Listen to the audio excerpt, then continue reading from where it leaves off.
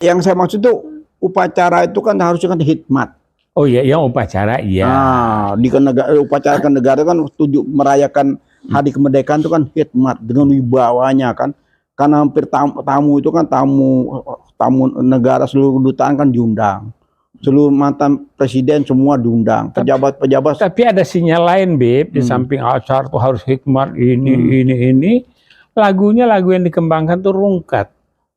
Katanya itu pengertiannya itu tumbang. Apa ini? Itu yang saya bilang tadi. Jadi di situ ada joget-joget segala macam apa gitu loh. Jadi apa namanya mengurangi apa namanya wibawa istana. Jadi kalau hikmatnya ada, gembiraannya ada, jogetnya boleh, tapi bila, di mana dan bagaimana mengorganisasinya. Iya. Ini nih. Kalau zaman Soekarno saya masih ingat, ada itu, tapi bukan di forum itu, malamnya pas dia lagi acara santai, setel-setel lagu, ada kalau di daerah Soekarno. Tapi kalau ini kan sudah menjadi tontonan yang menurut saya tidak menarik ya. Gitu loh, sampai presiden ikut bergoyang, semuanya ikut bergoyang. Oh, ini menurut saya nggak pas. Ya namanya juga kalau orang-orang yang sudah mau pulang itu, itu ada ciri-cirinya ini, tanda-tandanya. Gitu ya. Apalagi lihat kondisi rakyat lagi menderita, kesusahan di mana-mana. Itu kan kata medsos, Bib. Bukan kata medsos, ini hanya realita di lapangan, realita di lapangan tuh ya orang yang basic susah, semuanya susah, cari pekerjaan susah, tenaga kerja juga banyak yang nganggur. Sementara di sana itu elit-elit politik semuanya kumpul tuh, wah dengan bersukaria seakan-akan mereka tuh tidak punya sedikit pun beban terhadap rakyat. Gitu. Ya itulah, Bib. Jadi ini kita yang bertarung ini kan 3 kontestan masih. Kembali ke ke Pilpres. Iya, kaitannya ke sana ini. Jadi nanti yang 3 kontestan ini Prabowo, Ganjar, Anies. Anies makin menguat, walaupun ada gunjing-gunjingan kecil. Untuk ini kita harapkan Anies nanti di dalam masa 100 harinya melakukan kebijakan-kebijakan publik yang terkait dengan hajat hidup orang banyak. Ini yang kita harus sampaikan kepada Pak Anies, saran. Walaupun beliau ada think tank-nya, ada ahlinya ya. Tapi balik ke harga-harga misalnya. Ngomong-ngomong, Pilpres ini yakin jadi, Prof? Ya ada yang mengatakan kemungkinan akan ada pemerintahan transisi.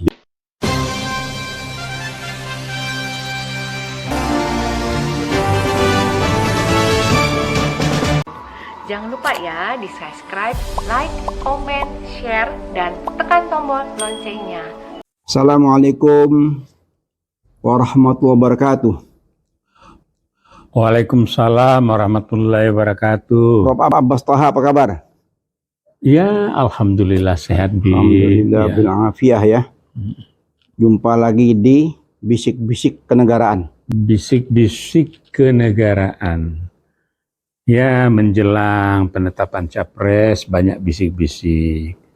Kemudian setiap gerak-gerik aktivis, gerak-gerik rezim, oknum aktivis, semua itu berseliweran di medsos. Masya Allah. Data, informasi, tapi tentu kita harus melakukan validasi valid atau tidak. Ya. Berseliweran. Nah, salah satunya, Bib, terkait upacara kenegaraan, itu orang menilai, netizen, pakar-pakar, satu mengenai mutu daripada upacara sendiri. Upacara bagus, mutu dari konten materi yang dipaparkan oleh presiden. Ya. So ada yang bilang, kok ngeluh sih Kan harusnya seorang negarawan, kalau negara atau kepala negara menyampaikan ini loh. Sejak tahun sekian saya memimpin, kondisi ekonomi, kondisi semua. Nah, terutama Pidatonya ya. isi pidatonya ini yang dikomentar. Itu yang kita soroti sekarang. Atau menjadi sorotan publik. Nah, ya, tonton berdunia yang juga melihat. Kalau saya melihat, Prof, bukan hanya isi pidato, kostum pun juga menjadi sorotan. Oh ya, ini kan kita Bhinneka Tunggal Ika dan mengangkat masalah-masalah sosial politik atau culture atau kejadian tempo dulu. Nah, yang dipakai oleh kalau kostum pecinya itu mirip dengan peci Amangkurat I. Mirip ya? Mirip. Nggak tahu nih siapa yang memakaian nih. Kalau acara di TV, selebriti itu ada itu. Siapa sih, Prof? Amangkurat I kok jadi heboh? Amangkurat I itu kan anaknya Sultan Mataram. Anak Sultan Mataram. Apa backgroundnya seperti apa? Mungkin kita ungkap sedikit. Iya, karena Mataram ini yang pernah berjaya, yang daerahnya luas sekali.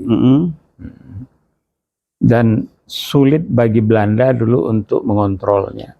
Oh. Tapi Kerajaan Mataram ya? Iya, Mataram.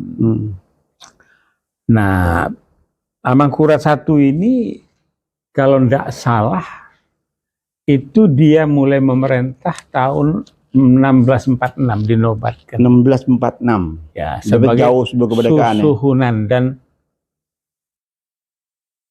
duduk di tahta tersebut 30 tahun lebih sedikit. Amangkurat tadi. Amangkurat 30 tahun. Lebih sedikit. Berarti mirip-mirip Pak Harto ya? Ya, Pak Harto 32 tahun. Ya, mirip-mirip kan? Ya, so Pak Harto juga dibilang otoriter ya. Tetapi pada saat itu mandiri, disegani di Asia. Pak Harto itu. Nah, legasinya malah disebut Bapak Pembangunan. Nah, kalau kembali ke Amangkurat tadi, wilayah mana aja, Prof? Oh, wilayahnya itu Tapal Kuda sampai ya luas sekali lah di Pulau Jawa ini terutama. Dan juga termasuk sebagian Maluku, Madura. Nah, jadi itulah kekuasaan Amangkurat I. Namun di dalam perjalanannya beberapa pangeran itu berontak. Salah satunya adalah Trunajaya. Nah, ada pemberontakan lain lagi. Tapi pada masa penjajahannya untuk mengamankan kedudukannya, dia melakukan penumpasan, termasuk penumpasan 500 sampai 600 ulama. Penumpasan atau pembunuhan? Pembunuhan yang betul. Nah, lebih tepat. Kalau penumpasan mungkin dia berontak, mungkin nakal. Enggak. Nah, pembunuhan. Lawan politik? Belum lawan politik saat itu. Karena dikhawatirkan dia mendukung pemberontak nanti, berontak lagi, ya. Nah, khawatir itu. Tetapi, waktu itu dia kirim si Wiragunda kalau tidak salah.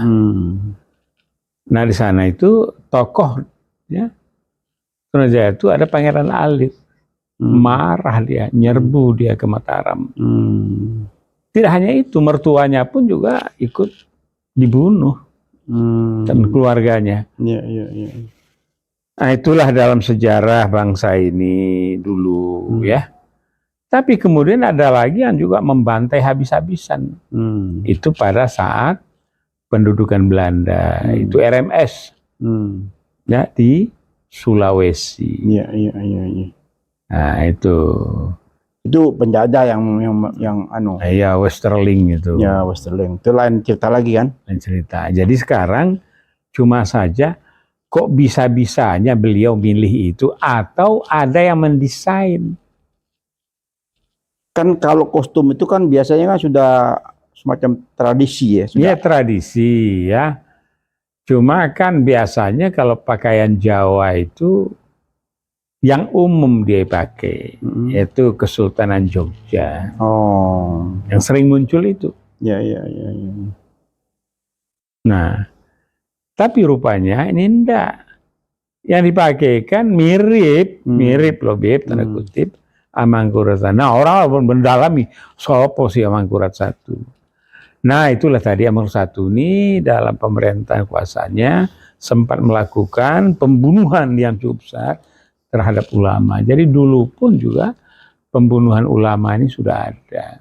Gitu citra negatifnya itu ya. Jadi masih terngiang ya di umat ini ya. Nah, kemudian dengan kondisi seperti itu kepepet Amangkurat. Akhirnya kerja sama dengan Belanda. Nah, kemudian ya keturunannya juga begitu. Akhirnya menjadi anteknya Belanda atau VOC. Oh. Sampai begitu. Jadi antek-antek ini berbahaya ini. Ya. Nah, sekarang IKN itu juga antek-antek yang mendorong untuk terjadi itu dalam kondisi ekonomi yang luar biasa. Yang tidak akan menggunakan APBN. Dan kemudian malah dibangun, dikelola oleh konsultan yang ngutangi. Yang ngutangi, pengutang yang luar biasa. Ya, padahal kita kan mengadakan BMT, bank, BPR, agar terlepas daripada jeratan daripada rentenir. Jadi China itu pemerintah yang rentenir modern, berperilaku bisnis kapitalis, tapi kapitalis yang berbahaya. Nah, ini kok nggak disadari oleh LBP, Sri Mulyani, ya. Nah, kemudian permasalahan dana, uang, ini sudah kacau beliau. Kacau balau. Ya, kacau balau karena beliau. Oh gitu, kacau balau karena beliau. Mesti Gitu, jelas, ya. Prof. Jangan nanti dikira siapa tuh beliau. Ya, jadi itu pidato kenegaraan dinilai, kostum juga ini, berseliweran di medsos, diplesetin dan sebagainya. Tapi saya positive thinking saja. Kalau itu dipakai sebagai menunjukkan, ya, artinya identitas bangsa ini terdiri daripada etnis-etnis yang berkontribusi untuk menegakkan NKRI ini. Prof, saya lebih menyorot itu oke salah satu ya kostum tadi ya. Tapi yang menjadi sorotan saya juga antara lain marwah ya. Wibawa dari istana itu sekarang sudah mulai turun ya. Oh, udah lama, bukan mulai turun, udah turun lama. Enggak, itu selama dua apa namanya terakhir ini kan ya tidak hanya karena Bib.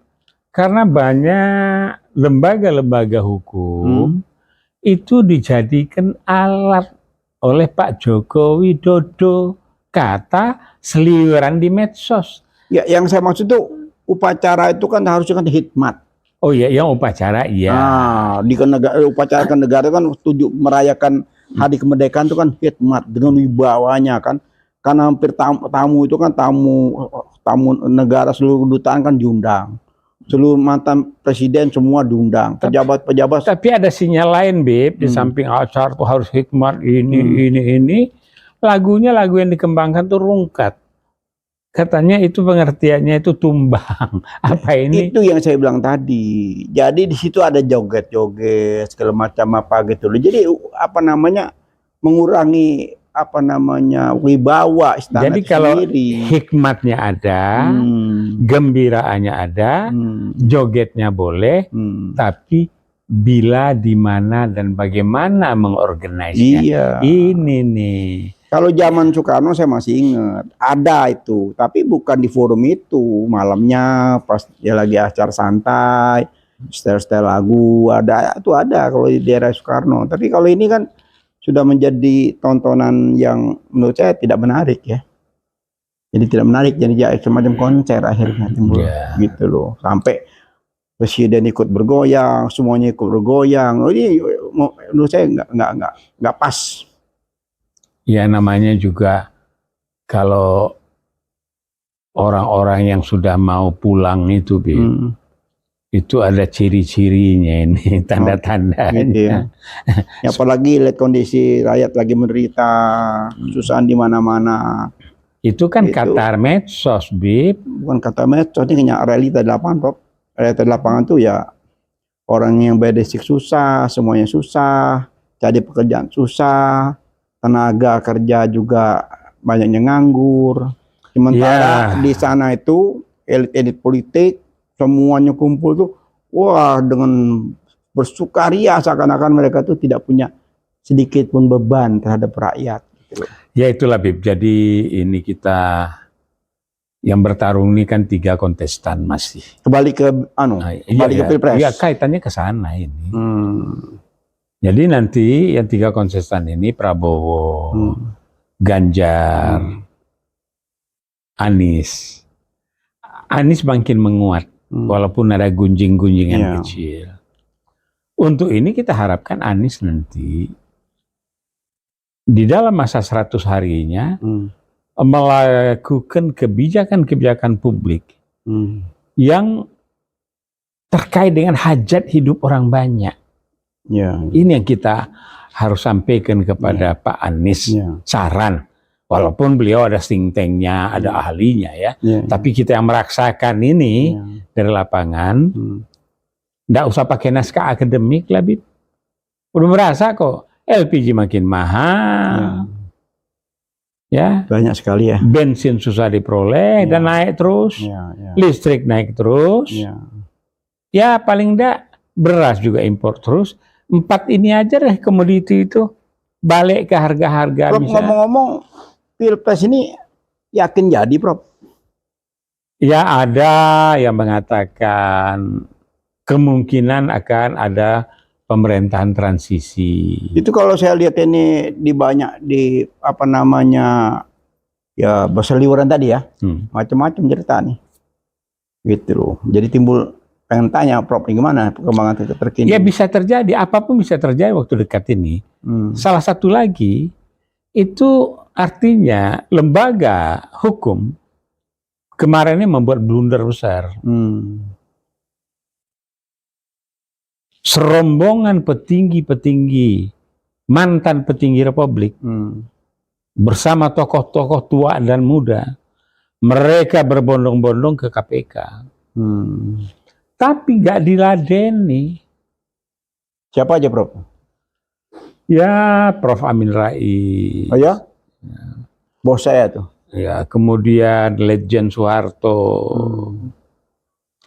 Ada Sunarko, Majen Kopassus, ya. Banyak lah, Bib. Laksamana Soni. Ya. Kemudian ekonom kayaknya kalau nggak salah ya. Fariza Ramli.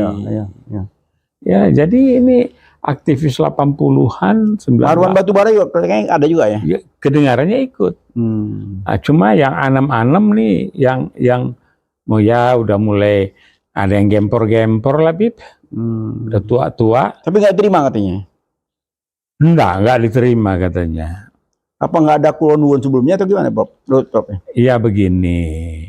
Kalau nunggu atau tidak, lewat protokol atau tidak, tentu ada namanya etik dan basa-basi, komunikasi dan pelayanan publik. Ya. Karena yang datang ini tokoh-tokoh semua. Apa salahnya ya diterima di ruang tertentu, entah tingkat apalah yang terima, sampai ini pimpinan. Ya saya dengar sih ada yang mau terima, tapi di tingkat humas mereka nggak mau. Mereka maunya ketemu pimpinan KPK. Iya, maksud saya terimalah. Tapi tentu yang terima ini adalah mereka punya kapasitas untuk sedikit berdialog, kecuali hal-hal prinsip yang memang harus ketua KPK yang bicara. Ya, kan ketua KPK banyak, ada 5 kan? Ya ada wakil. Tapi kan hari kerja tuh, hari kerja ada 5, masa nggak satu pun nggak ada? Ya enggak tahu, barangkali komandannya bilang jangan gitu. Oh gitu. Atau mungkin terkait apa yang dianukan siapa itu wakilnya yang cerita tentang angusnya dana APBN 800 triliun itu. Yang pasti kalau saya lihat perkembangan di medsos terakhir setelah ramai di berita itu, Ubaidillah Badun mengungkap tentang masalah korupsi. Mereka sudah setahun melaporkan itu ke KPK, tidak di follow up. Nah itu yang dituntutan mereka diantaranya itu gitu loh. Iya, kemudian juga ingin tahu dan menelusuri yang 800 triliun itu. Jadi dua hal besar itu yang seharusnya direspon. Tapi ya susahlah ya. Apapun sekarang ini hebat betul, luar biasa. Bisa mengendalikan TNI dan Polri dan aparat. Karena ya memang karena yang menopang dia ini orang-orang yang berada di DPR yang harusnya melakukan 3 fungsi yang mereka miliki. Hak angket, Prof bilang tadi mengendalikan TNI Polri. Siapa itu, Prof? Ya mengendalikan pemerintah lah, presiden lah yang punya otoritas. Kali KPK bisa mengendalikan. Iya, tetapi yang jelas begini. Orang banyak cerita oligarki. Kalau dulu zaman Pak Harto oligarki itu bidang ekonomi. Yang terakhirnya Mbak Lelo diajak Pak Harto bagikanlah sedikit buat pribumi, nggak mau itu. Hebat kan, bisa nolak. Nah rupanya sudah mempersiapkan untuk menggusur Pak Harto.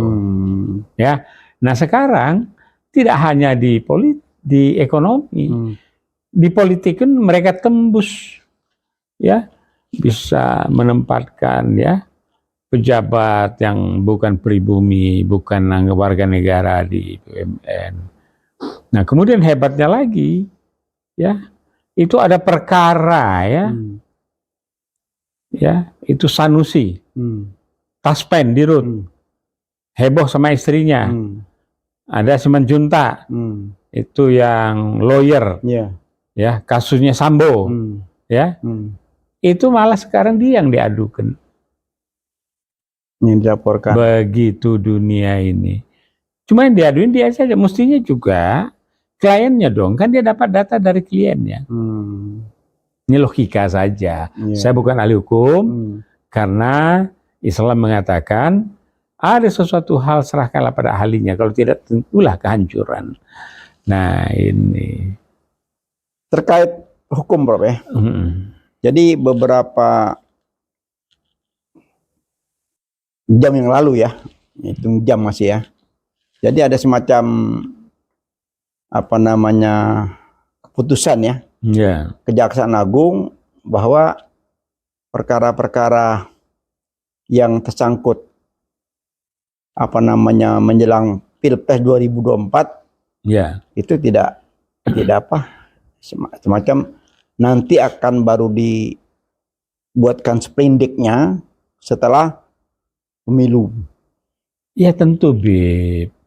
Karena apa? Orang lagi getol mengangkat food stage. Nah ini terkait Prabowo dan lainnya. Orang akan mengangkat EKTP dan Wadas. Ini menyangkut Ganjar Pranowo.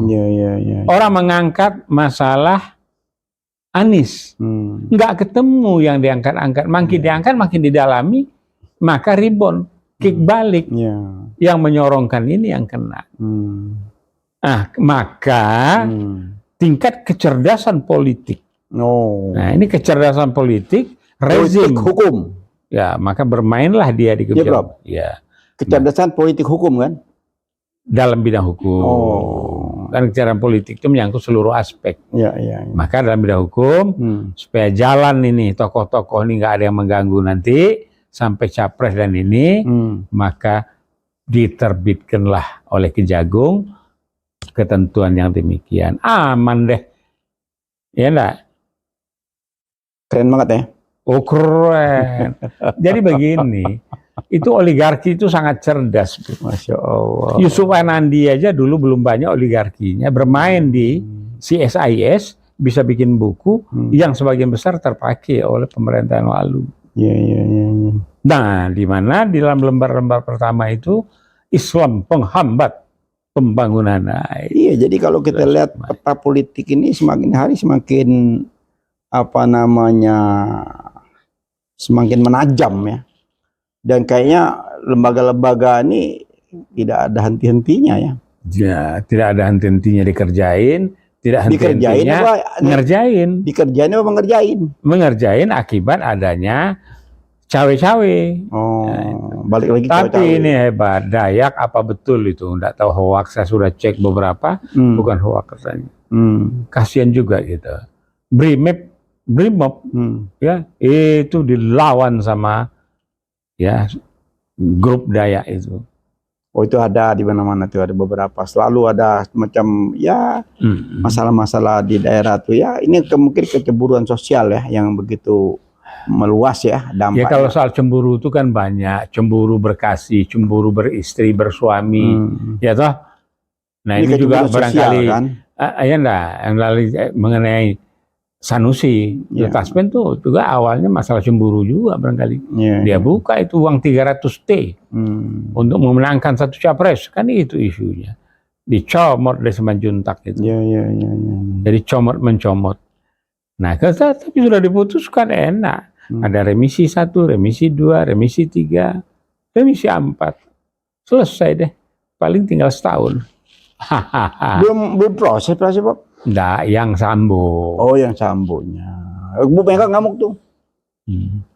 Bu Mega dekat-dekat ngamuk katanya. Ngamuk karena remisi itu? Iya, karena dari berubah. Dia mengkritisi Mahkamah Agung. Dari hukum mati berubah, jadi itu dikritisi lumayan keras. Saya dengar lihat di apa namanya sosmed ya. Itu begitu kerasnya beliau, kecewa gitu loh. Termasuk ada wallahu alam, benar nggak nih ya? Katanya dia memerintahkan Jokowi untuk bubaran KPK. Aneh kan? Ya karena memang dia bangun untuk bersih-bersih. Sekarang bangun digunakan untuk kepentingan penguasa. Ya dah pas lah gitu. Jadi itulah kita sudah cerita tentang prosesi peringatan ulang tahun, yaitu prosesi kenegaraan, pidatonya dinilai, kostumnya dinilai, gerak-gerik yang juga dinilai. Nah setelah itu berangkat kita kepada kostum yang dinilai, ingat orang kepada Amangkurat, Amangkurat 1, terus pada anaknya, akhirnya menjadi Antek Belanda, ya. Kemudian dalam kekuasaannya untuk aman, dia bantai dengan 500-600 ulama. Bukan main ya. Bangsanya sendiri ya yang dibantai ya. Ini keluarganya sendiri juga dibantai, mertuanya. Mertuanya yang dibantai. Dan keluarganya. Masya Allah. Kalau kita lihat sejarah ke belakang ya, lumayan penuh. Oh ada juga penuh macam-macam, penuh lika-liku. Semoga Prof ke depan ini nggak seperti itu, Prof. Ya ke depan itu kan kita akan berhadapan dengan Dajjal, Bib. Itu nanti akhir zaman tuh, masih lama. Masih lama, Bib. Wah, Bib yakin banget iya, masih lama, Prof. Karena masih banyak orang. Tanda-tandanya masih baru sedikit, ada tapi dikit masih. Baru sedikit. Iyalah. Jadi semoga perjalanan koalisi perubahan semakin mantap, solid, dan patut. Kalau koalisi perubahan Prof, sampai per detik ini kita ngobrol ini ya, kita bisik-bisik ini kayaknya aman-aman saja. Cuma di sebelah sana semakin ramai nih. Imin sama Prabowo belum tuntas. Terus P3 dengan itu juga lagi apa namanya? Ya semacam. Ya, tapi kemarin P3 Pesta Pora mendeklar dukung Anies Jakarta. Itu ke atas bawah. Ya, tapi yang ada di bilik itu kan mereka. Iya, itu atas bawah dari awal kan sudah seperti itu. Nah, ini elit sekarang nih. Elit ini sudah merasa tadinya mau gabung ke Ganjar karena sampai saat ini nggak ada kejelasan, masih ramai lagi di bersaut-sautan nih. Sama halnya Caimin dengan Prabowo sama juga tuh, bersaut-sautan juga tuh, masih belum ada kejelasan juga. Ya, jadi kita itu nanti kan kita lihat. Ditambah lagi, Bro. Tambah lagi nih yang lebih seru lagi nih. Apa itu? PDI nyaris pecah. Loh kok bisa begitu? Bayangin tuh. Siapa itu? Yang jelas Budiman Sujatmiko bisa dipecat sebentar lagi. akan Sebelumnya apa namanya yang Simbolon itu? dipecat. Effendi Simbolon. Effendi Simbolon. Budiman. Siapa lagi nih? Wah ini lumayan lumayan apa namanya getaran politik ini sudah mengarah Ya, kemana lagi? untuk itu saran saya Mega harus melakukan bersih-bersih dan kembali kepada pokok pikiran nasionalisnya. PNI jangan lagi digaungkan ya yang namanya Pancasila, Trisila, Ekasila tersebut. Yang menarik bro, Ya, apa itu? ada salah satu tokoh PDI, Said Abdullah. Wah, tahu kan? Ya, Yang gundul. tinggi besar. Enggak juga. Kelihatan gundulnya yang lebih menonjol.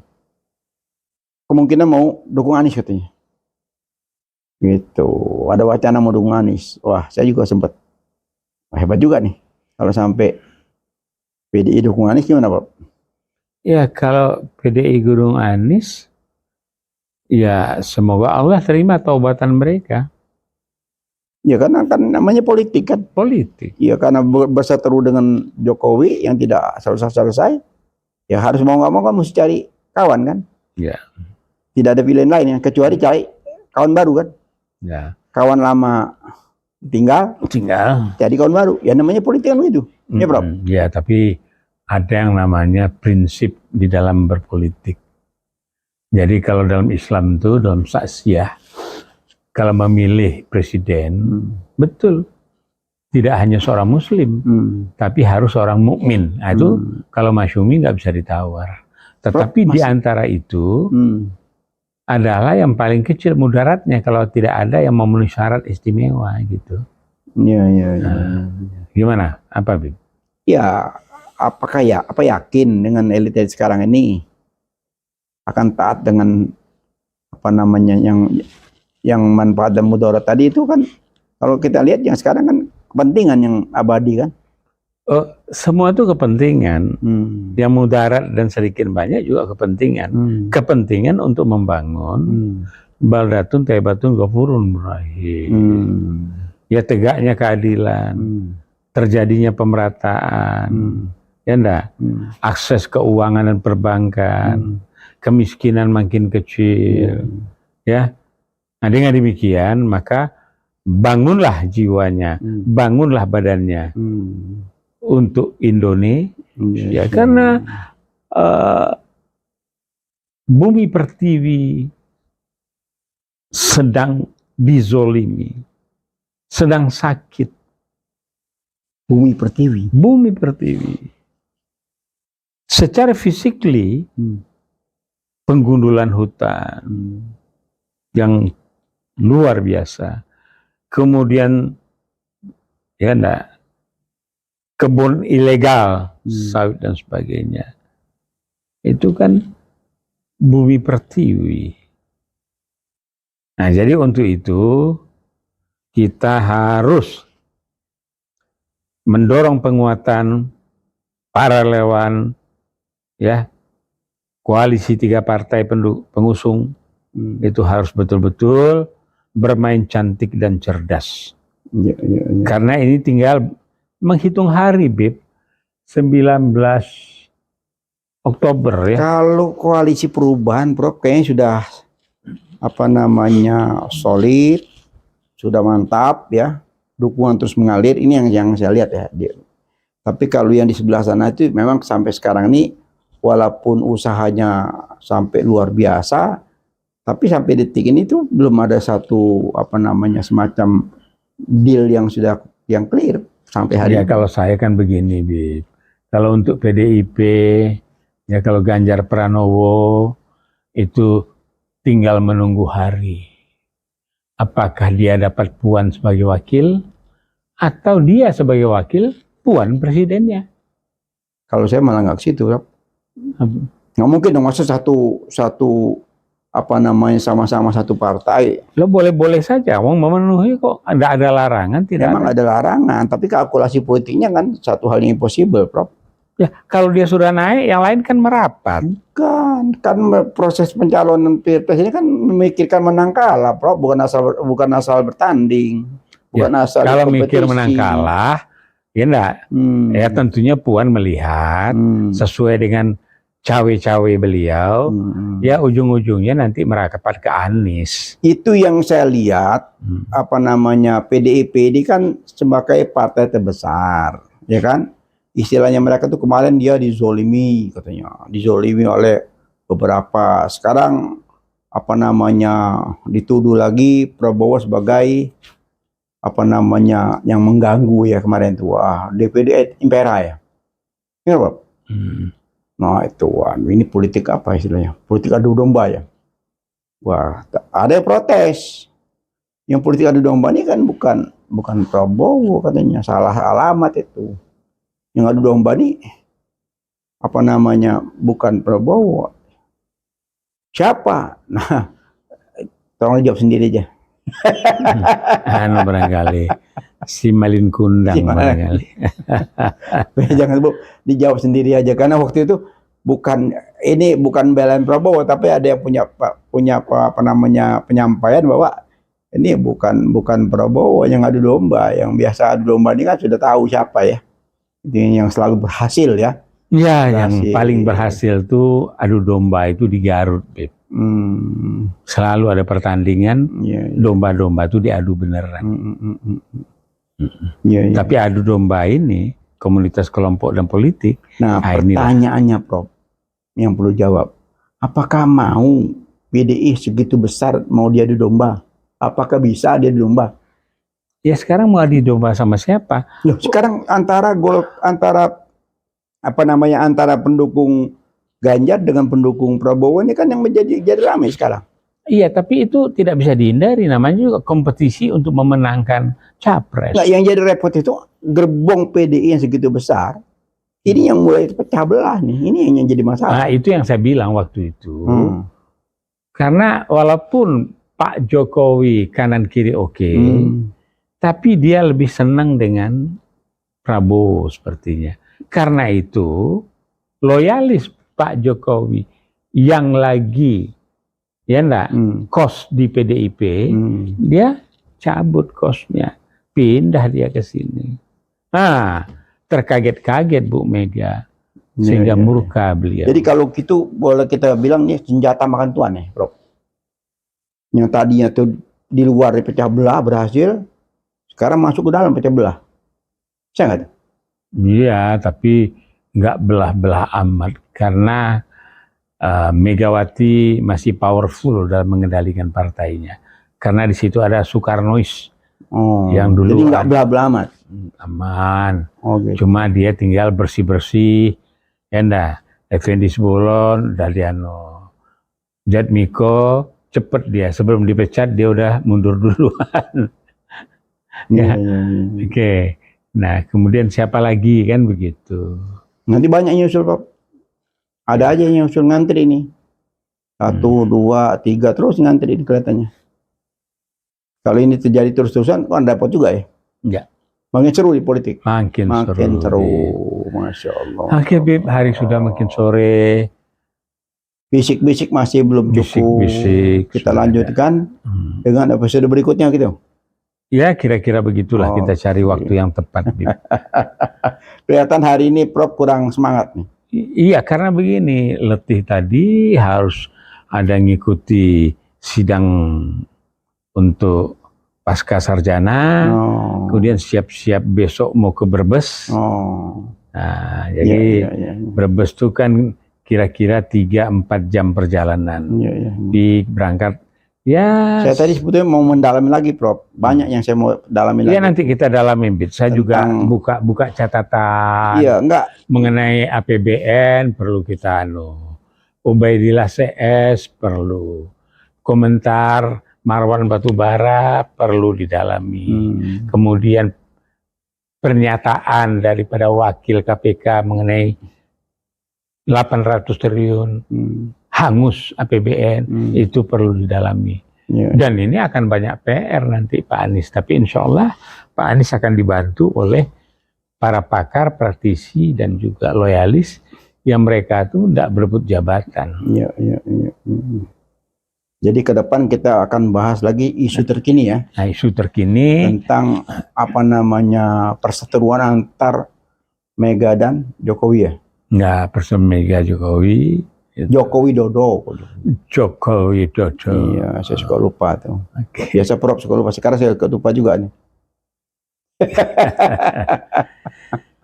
Iyalah, jadi pidato kenegaraan dinilai, kostumnya dinilai, prosesinya dinilai, muncul amang Tapi menarik Prof hari ini Prof. Jadi yang mencari investasi sampai sekarang sudah dari ke Cina sampai ke Afrika Prof. Mencari investasi untuk IKN. Saya ngikuti terus, ya Allah. Iya, ke Afrika, nyari Afrika itu yang berduit mana? Nggak artinya itu tidak dapat yang besar, yang kecil, ya siapa tahu kan dapat, kan nggak apa-apa Bro. Daripada nggak dapat semua. Iya. Namanya juga ikhtiar kan? Ya kan? Iya.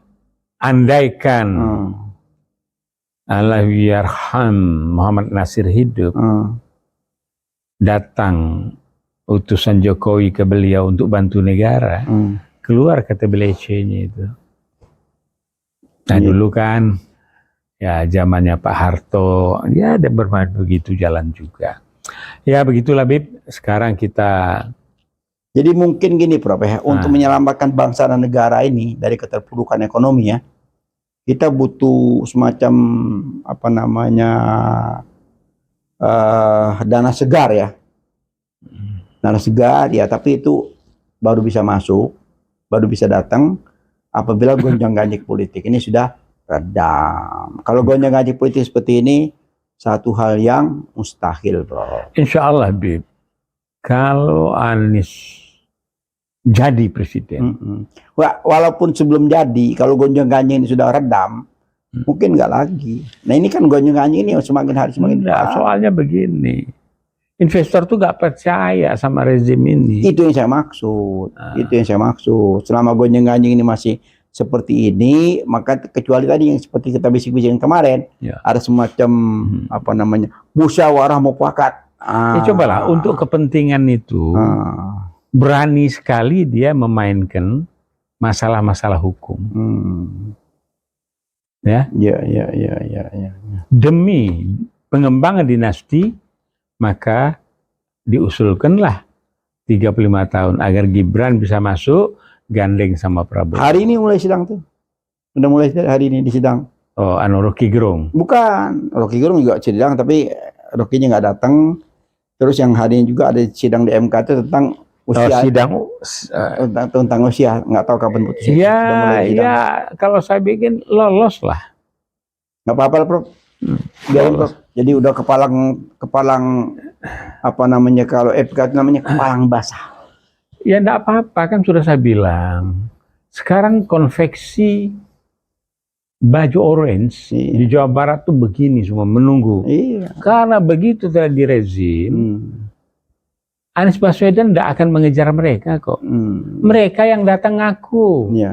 Saya udah ngambil sekian, saya kembaliin ya. Nggak yakin saya, Prof.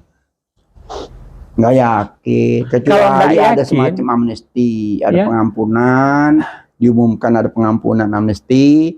Siapapun yang punya utang korupsi, itu masih mungkin. Tapi kalau kesadaran sendiri nggak ada, Prof. Budaya kita nggak ke situ. Nah, tapi ini kan gini, yang ngemplang-ngemplang itu dikejar nanti. Iya, itu kita kan berharap tadi jangan pakai dikejar, nggak pakai dikejar kesadaran mereka, tapi diberikan semacam ya itu pengampunan tadi, diberikan amnesti siapapun yang punya perkara itu harus tuntas supaya kita bisa bekerja ke depan kan itu, Bro. Ya mudah-mudahan Bib, semoga apa yang kita bahas ini, apa yang kita bincang-bincangkan, bisik-bisiknya netizen atau yang mengikuti acara ini mendapat pencerahan. Kalau tidak pas, silahkan sampaikan kritik dan saran. Begitu ya Bib ya. Jadi perlu banyak belajar, Prof ya. Untuk tahun depan mudah-mudahan upacara yang di istana itu sudah berubah ya, Prof ya, kita harapkan ya.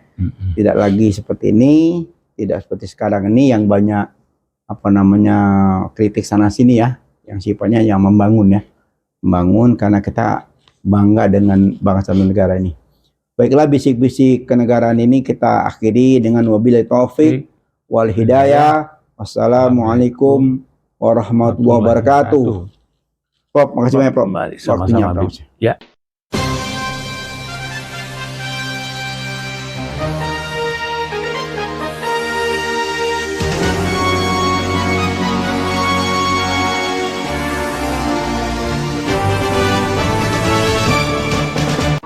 Jangan lupa ya di subscribe, like, comment, share, dan tekan tombol loncengnya.